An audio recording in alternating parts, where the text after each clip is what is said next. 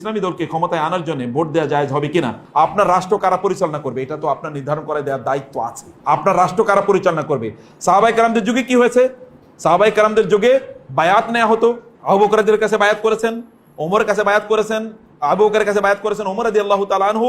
তিনি একটা কমিটি গঠন করে দিলেন ওমরের পরে কারা খলিফা হবে, করে দিয়েছেন না? ইতিহাস পড়েন, 6 জনের কমিটি। সেখানে আব্দুর রহমান ইবনে আউফ রাদিয়াল্লাহু তাআলা, তালহা, জুবায়ের, এই যে 3 জন, এরপরে ওসমান এবং আলী, এরকম 5 জনকে দিয়ে সেখানে 6 জনকে সেখানে কমিটি গঠন করা হলো।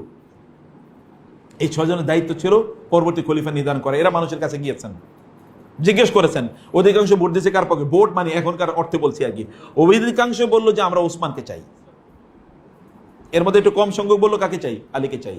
এ কারণে ওই কমিটি ঘোষণা করলো এখন ওসমান হবে, এরপরে কে হবে? আলী রাদিয়াল্লাহু তাআলা আনহু খেলাফতের দায়িত্ব নেবেন। এরকমই ছিল। অথবা এখানে একটা অপিনিয়ন দেওয়ার তো সুযোগ আছে। এখনকার মডার্ন যে আমরা সিস্টেম দেখছি, এই সিস্টেমে একটা ভোটিং কেন্দ্রে গিয়ে আপনি কি করেন? একটা ভোট প্রদান করেন। ওইখানে এক ধরনের বায়াতের সিস্টেম ছিল, এখানে গিয়ে আপনি একটা ব্যালট বক্সে দেন। এইখানে এই ভোটিং সিস্টেমে কোনো প্রবলেম নাই। মূল প্রবলেমটা হলো ডেমোক্রেসিতে। মূল প্রবলেমটা কোথায়? ডেমোক্রেসিতে প্রবলেমটা কেটে বুঝতে হবে। ডেমোক্রেসিতে প্রবলেম হলো চোর বাটপার। ডেমোক্রেসির মাধ্যমে কি হতে পারে? এমপি, পার্লামেন্টারিয়ান হয়ে যেতে পারে। চোর বাটপার, নায়িকা, গায়িকা, মদখোর, গাঁজাখোর, এগুলো হয়ে যেতে পারে, পারে না?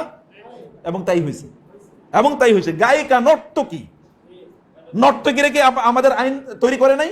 নর্তকীদের পেছনে প্রত্যেকটা আপনার পার্লামেন্টারিয়ান সেশনে লক্ষ লক্ষ টাকা খরচ হয় নাই। এ টাকা কারা দিয়েছে?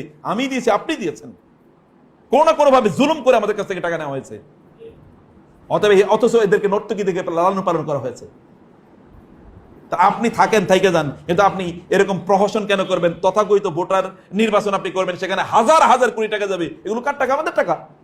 আপনি থাকেন, আপনি বলেন যে আমি স্বৈরাচার, আমি 30 বছর